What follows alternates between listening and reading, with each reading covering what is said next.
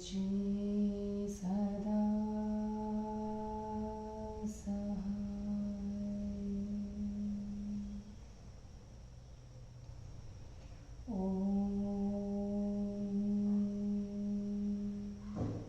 नमः शिवाय। गुरुजी सदा सहाय।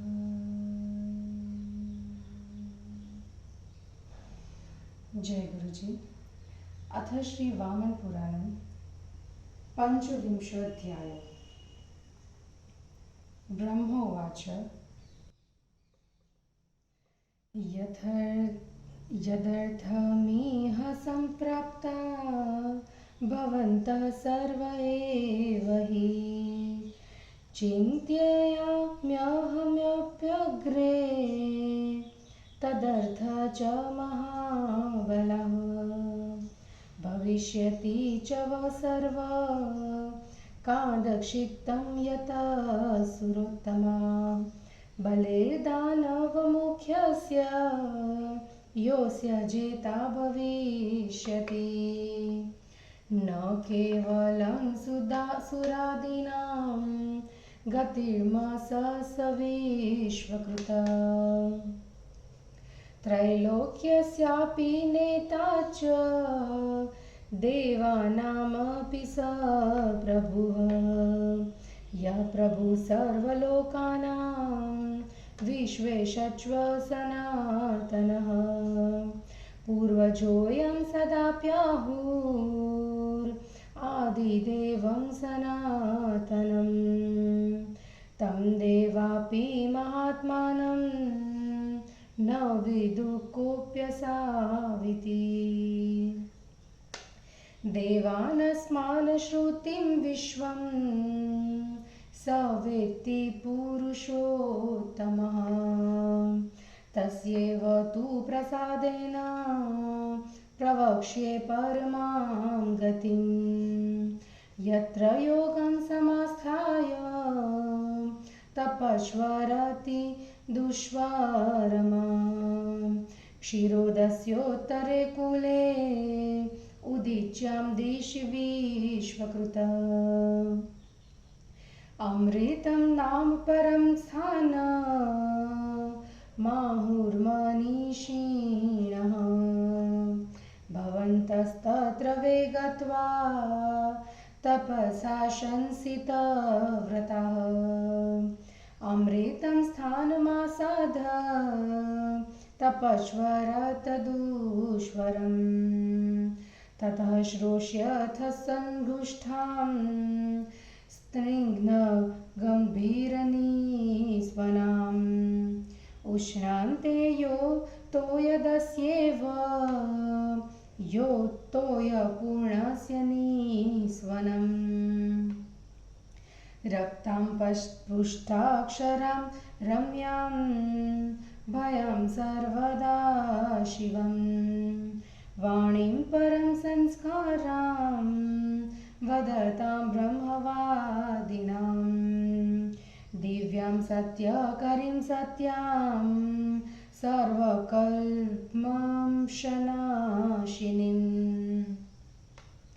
सर्वदेवादिदेवस्य ततोऽस्यो भावितात्मनः तस्य व्रतसमाप्यात्यां तु योगव्रतबीजसर्जने अमोघं तस्य देवस्य विश्वतेजो महात्मनः कस्य किं वो वरं देवा ददामि वरदः स्थितः स्वागतं वासुरश्रेष्ठा मत्समीपमुपागतः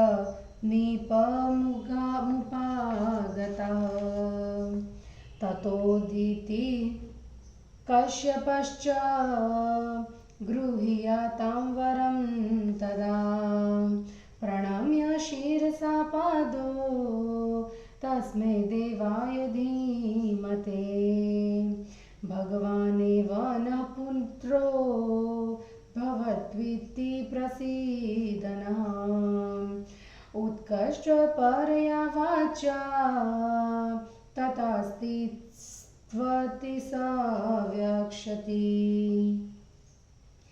देवा ब्रुवन्ति ते सर्वे कश्यपोदितिरेव च तथास्ति सुरा सर्वे प्रणम्य शीर्षा प्रभुं श्वेतदीपं समुद्दिश्य गताः सौम्य दिशं प्रति ते चिरेणेव सम्प्राप्तः क्षीरोदं सरितां पतिं यथोद्विष्ट्वं भगवता ब्रह्मणा सत्यवादिनी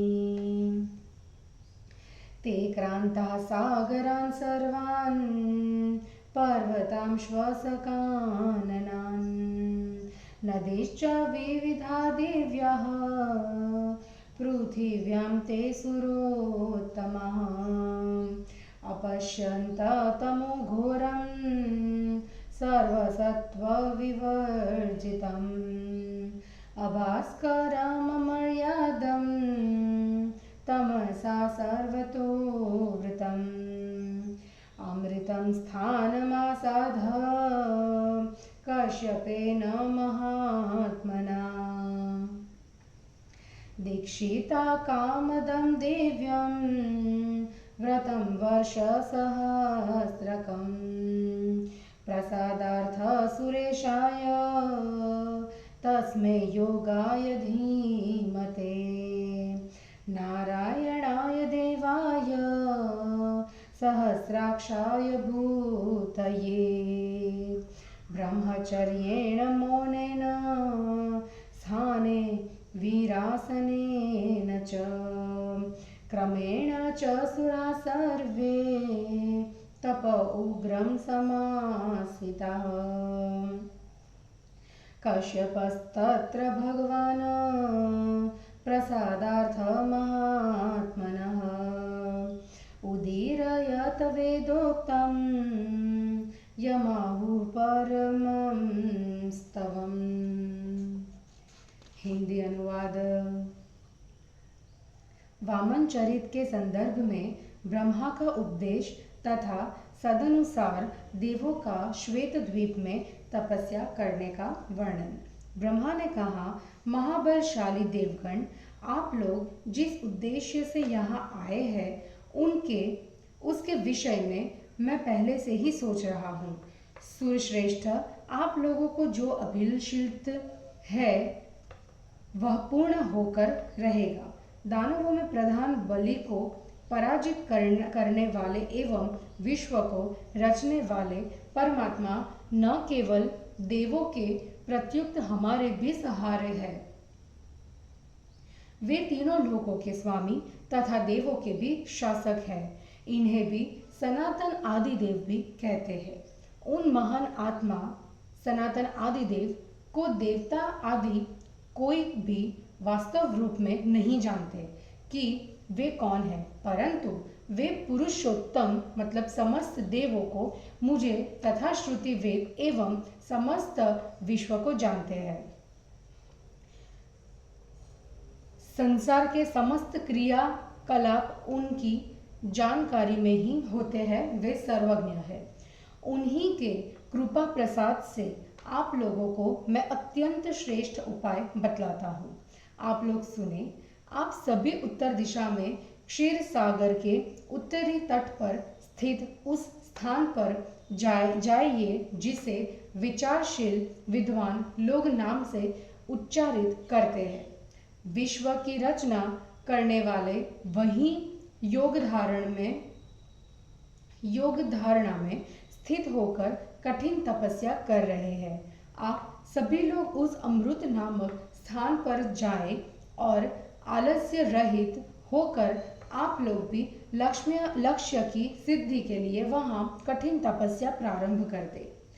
जब आप लोग वहां जाकर कठिन तपस्या करने लगेंगे, तब ग्रीष्म के अंत में देवादिदेव की शब्द रूपिणी स्त्रीग्ध गंभीर स्निग्ध गंभीर ध्वनि वाली, प्रेम से भरी हुई, शुद्ध और स्पष्ट अक्षरों से युक्त, मनोहर एवं निर्भयता की सूचना देने वाली, सर्वदा मंगलमयी, उच्च स्वर से अध्ययन करने वाले ब्रह्मवादियों की वाणी के समान स्पष्ट, उत्तम संस्कार के युक्त, दिव्य, सत्य स्वरूपिणी, सत्यता की और उन्मुख होने के लिए प्रेरणा देने वाली और पापों को नष्ट करने वाली, जल से पूर्ण मेघ से गर्जन के समान गंभीर वाणी को सुनेंगे।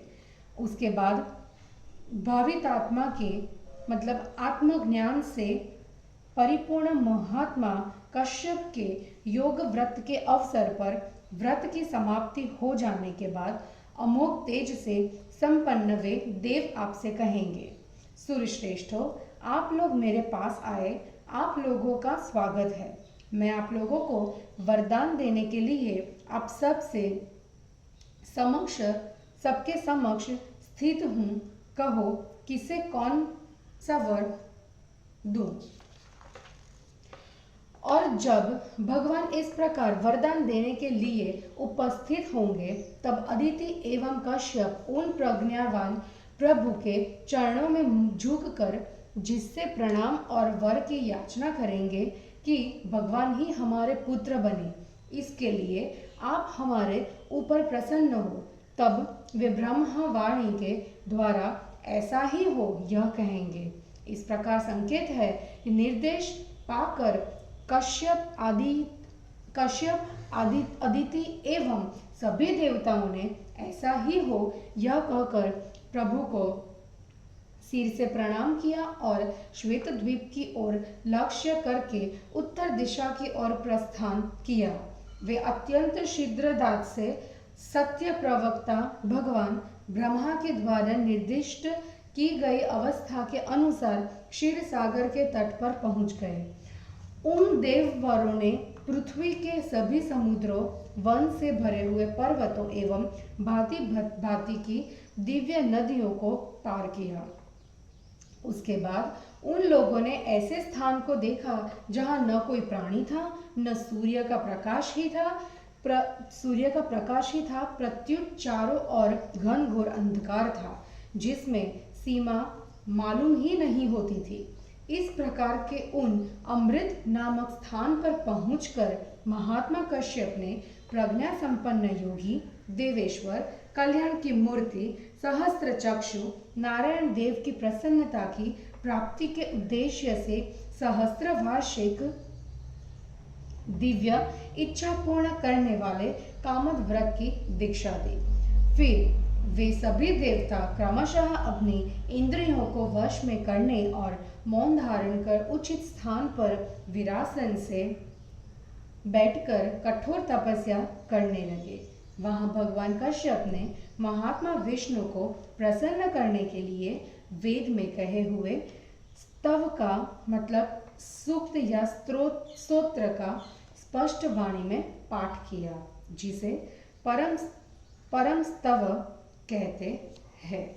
और इस प्रकार श्री वामन पुराण में 25वां अध्याय समाप्त हुआ। जय गुरु जी।